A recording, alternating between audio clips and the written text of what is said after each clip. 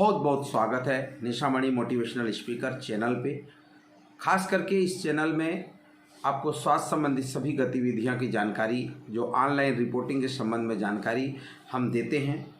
हमारा हर स्वास्थ्य कार्यकर्ता हो, चाहे जैसे हो या जितने भी लोग ऑनलाइन एंट्री से रिलेटेड हैं, उन तमाम लोगों के हाथों तक ये वीडियो आसानी से पहुँचे और वो इस वीडियो के माध्यम से सीख सकें। जो नए नए जो टूल्स हैं, नए नए जो ऐप्स हैं, नए नए जो प्रोग्राम लॉन्च हो रहे हैं, उन तमाम की ऑनलाइन एंट्री और उन प्रोग्राम स्वास्थ्य गतिविधियों की जानकारी वो जान सकें।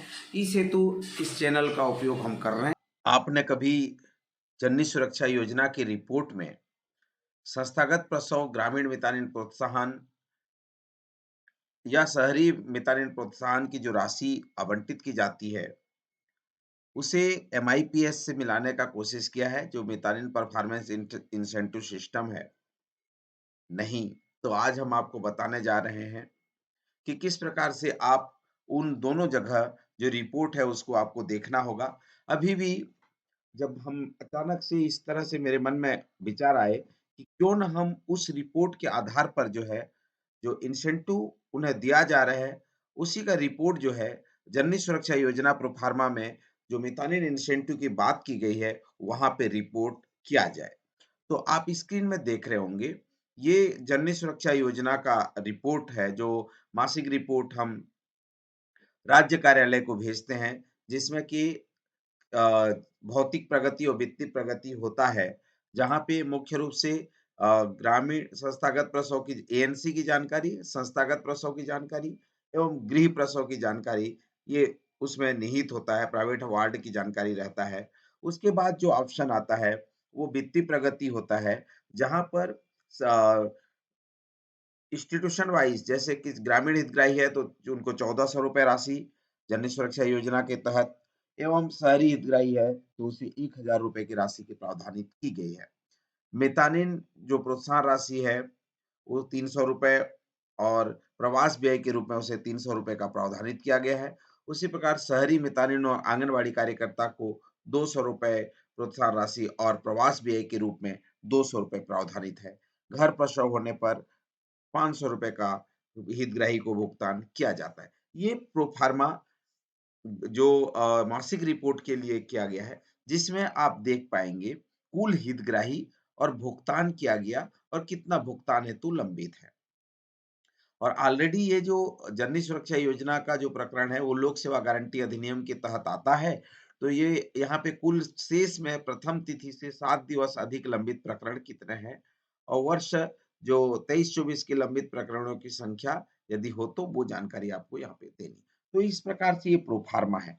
तो यहाँ मैं जो बताने का मैं आपको प्रयास कर रहा हूँ, सभी हमारे जितने अकाउंट के क्षेत्र में कार्य करने वाले हैं, जैसे हैं जो रिपोर्टिंग को देखते हैं, अगर वो इस चीज़ को थोड़ा-सा ध्यान दें, यहाँ पे देखिए संस्थागत प्रसव, ग्रामीण मितानिन प्रोत्साहन लगभग ₹300 एट द रेट 300, 300, 200, 200 तो ये जो डेटा आ रहा है, ये ऑलरेडी आपके एमआईपीएस में परफॉर्मेंस बेस्ड इंसेंटिव जो पोर्टल बना है मितानिनों के लिए, वहाँ पर आप जाएँगे तो एक-एक मितानिन वाइज़ अर्थात अगर आप ब्लॉक में हैं, तो ब्लॉक वाइज़ आपके पास जानकारी आ जाएगा।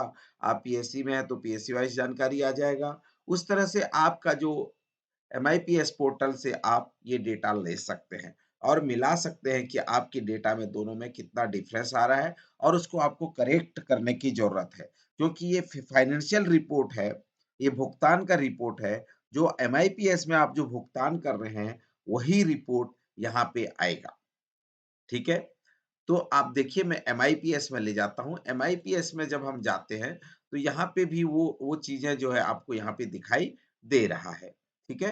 कि गर्भवती महिला 4 बार प्रसव पूर्व जाँच कराने में सहयोग करने पर ग्रामीण हितग्राही को, गर्भवती महिला की 4 बार प्रसव पूर्व जाँच करने में सहयोग करने में शहरी हितग्राही को। जब मैं इसको एक्सेल शीट में एक्सपोर्ट कर लेता हूँ, एक्सपोर्ट करने के बाद में इसको मंथ वाइज़ निकाल लेता हूँ। जैसे मैंने अप्रैल, मई, जून, जुलाई इस तरह से मैंने निकाल लिया है और चूँकि हमारा जो जीएसवाई रिपोर्ट है मंथली बेसिस है, हर महीने का डेटा आपको यहाँ पे मिल जाएगा।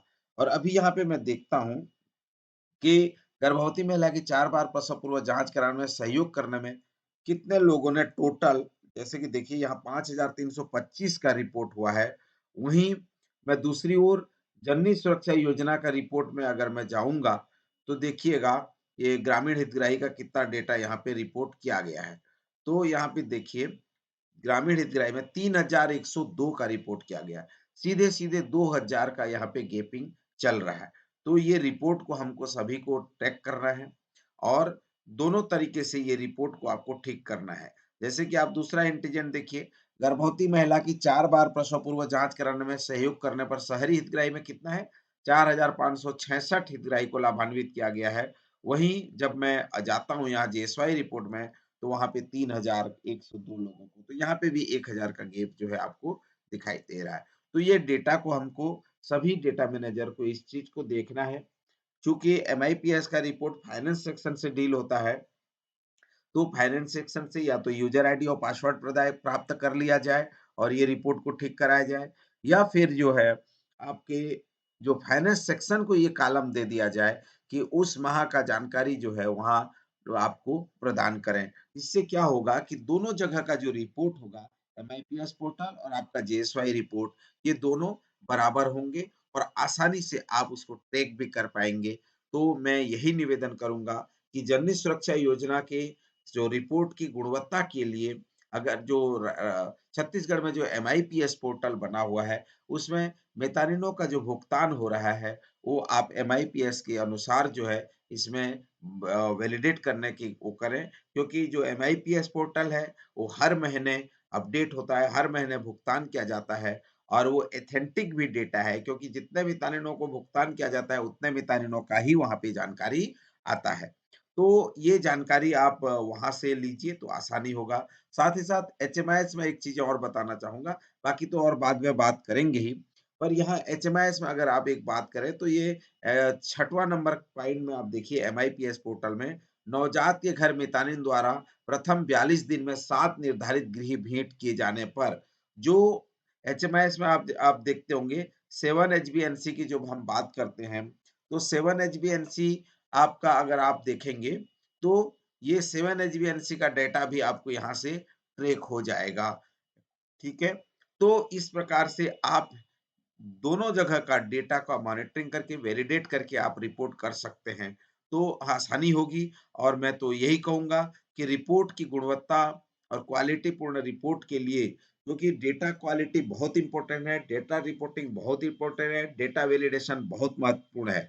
तो सभी डेटा मैनेजर्स को इसको ध्यान देने की ज़रूरत है और हमारे जो जेएसवाई में जो रिपोर्ट हो रहा है और जो एमआईपीएस में जो रिपोर्ट हो रहा है, वो डेटा का मिलान अवश्य कर लेना चाहिए। तो मैं आज ये छोटी-सी जानकारी दे कर के बस एक डेटा क्वालिटी पे आपका ध्यान आकृष्ट करने का प्रयास किया है। मुझे आशा और विश्वास है कि आपको ये पसंद आया होगा। अगर आपको ये पसंद आया है, तो आप कमेंट बॉक्स पर लिख सकते हैं।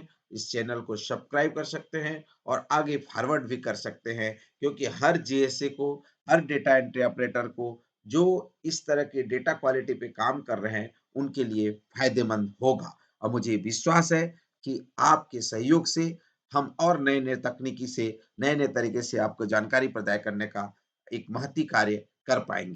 सभी से आग्रह है कि इस चैनल को अधिक से अधिक हाथों तक पहुंचाइए और जन जन तक इस चैनल को पहुंचाइए ताकि स्वास्थ्य संबंधी सभी जानकारियां हम उन तक पहुंचा पाएं। तो मुझे आशा और विश्वास है कि आप इस चैनल को अभी तक सब्सक्राइब नहीं किए हैं तो सब्सक्राइब करिए, लाइक करिए, शेयर करिए और बेल आइकन को दबाइए ताकि आपको पहला नोटिफिकेशन आपको जाए। धन्यवाद।